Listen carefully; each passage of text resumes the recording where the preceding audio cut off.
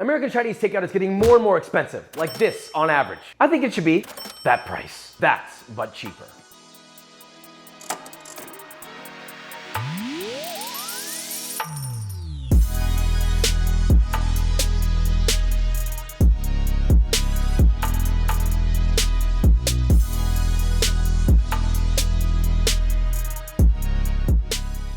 Making what I would consider an ideal American Chinese takeout meal.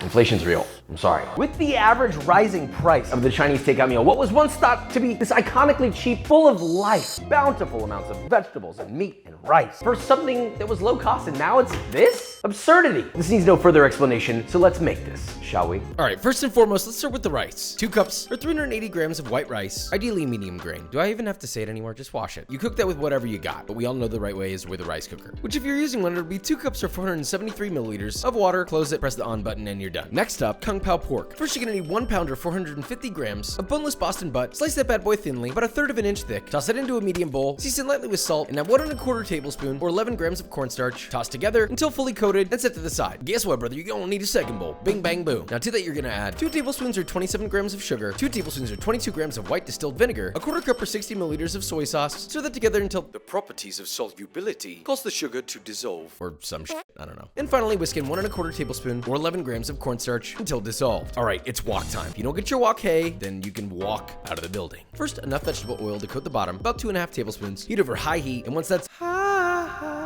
add in your pork, spreading it evenly, and let that sear for about 2 to 3 minutes, tossing occasionally until you get some decent browning. Now remove that, add more oil, and add 1 red bell pepper, diced, 1 green bell pepper, diced, 2 green onions, cut into 1-inch segments, 7 garlic cloves, finely chopped. That's right, 7. A 1/2-inch knob of ginger, finely chopped. Season to taste with salt, and stir fry that bad boy. Once it begins to soften, if you want, add 1.5 teaspoons or 4 grams of red pepper flakes. Now, home stretch. Once all that is nice and fragrant, stir fry in 1/2 cup or 64 grams of roasted peanuts. Add your pork back in, stir fry that to heat it back up, and finally, pour in your sauce and stir fry aggressively to coat every little square inch, little piece of yummy goodness, and watch the magic happen as it thickens, clings, shines. Pop that into a bowl. Look at that, steaming in the distance. All right, next up, orange chicken. We've done this before, but this one's a little bit different. And by that, I mean I had to figure out how to make it cheaper. First, we're gonna make our sauce. Get a medium sauce pot and add in 1/3 cup or 65 grams of light brown sugar, followed by 1 cup or 240 milliliters of orange juice. Set over medium heat, stirring occasionally. Once that comes to a simmer, let that reduce for about 2 minutes, and add 1 teaspoon or 2 grams of red pepper flakes. That's totally optional, it's for heat, and it will be spicy. A 1/2-inch knob of ginger, grated, 1/2 cup or 120 milliliters of soy sauce. Then separately, mix together 1 tablespoon or 9 grams of cornstarch and 1 tablespoon or 15 grams of water to get that good old slurry. Whisk in your slurry a little splash at a time until it's to your desired thickness. Now you can use all of it and it'll be really thick, or you can use half of it and it'll be a little more runny. It's really up to you. Turn off the heat, optionally, strain your sauce, and finish with 6 cloves of garlic, very finely chopped, and your sauce is done. Now for the fry. Get 1.5 pounds or 680 grams of chicken thighs, boneless and skinless. Cut those into bite-sized pieces. Then in a medium-sized bowl, add in 2 eggs, 3 tablespoons or 48 grams of water, little splash of soy sauce, optionally a couple tablespoons of sriracha. Whisk together till homogeneous. Add in your chicken, move on immediately to your dredge, which is just gonna be a large bowl for tossing. So to that, add 3/4 of a cup or 112 grams of all-purpose flour, 3/4 of a teaspoon or 6 grams of fine sea salt, and 1/4 cup or 33 grams of cornstarch. Whisk together, and look, frying is super easy when you use a wok. It heats up quickly and you don't need a ton of oil. So get a large wok, fill it up about halfway with vegetable oil, heat that to about 350 degrees Fahrenheit, and take all of your chicken, plop it into your dredge, toss aggressively to coat every little nook and cranny.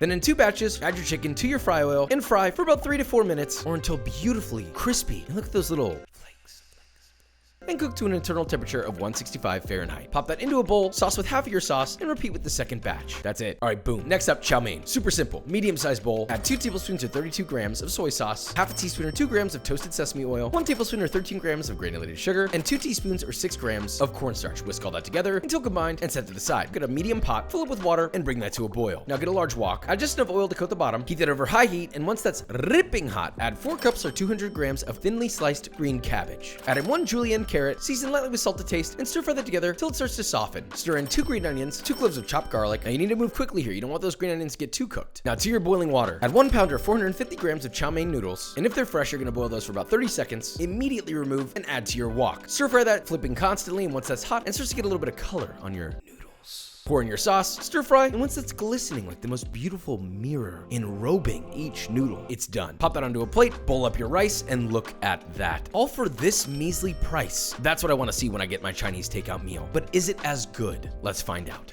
We did not get this from this restaurant. let's go. Putting it in this box made it feel like someone made it for me. I made it. I'm gonna start with my favorite, orange chicken. Unparalleled to any other orange chicken on the market. In most cases, if you make orange chicken at home, it's going to be better than takeout. Every single time, no fail, juicy. That's the first off. Crunchy, and yet delicate. Kung Pao pork, you could do with chicken, but I want a little bit of variety here, right? Immediately better with pork. A little spicy, a little salty, tiny bit of sweetness, and then the spice creeps up a little more. Rice is nice. We already know where this is about to go. I have to change. And of course, chow mein, looking lovely. Nudes. Do people still say that? What do they say, Pano? Hello, ladies. I'm single. That's not what they say. This is not your personal advertisement. Noodles.